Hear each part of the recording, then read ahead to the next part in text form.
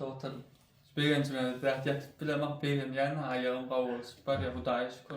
Hiç ayırıp görebiliyor musun? Dayı tüken bassan ağır geldi. Şunun da nekroz var. Toşna gördüler.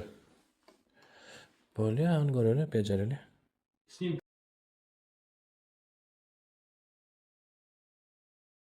Bilen daha gördüğünüz oldu. Bir şekilde oradan geldim. Oradan kaftan girdim.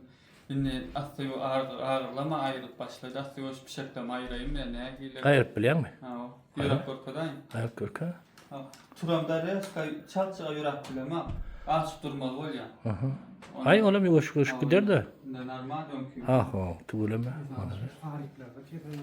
Şu şarikler de. Kavga kında kayama. Katı o. Ngalak korsam. Şu çüyücüğü çüyraptır, iki çüyücüğüm çüyraptır diyorlar da. Klima da sağ kaptanma 3-4 derece.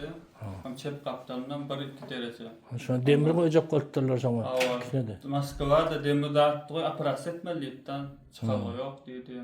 Bärik bilen bir de şöyle şeyle deydiler. Men 2 yedek 10 günden özereyin hiç tadım kalmadı. Ha ne tip oldu? Sağ olun tanrı Öyle, yatasın. öyle. Allah razı olsun. Em olsun. Ha sağ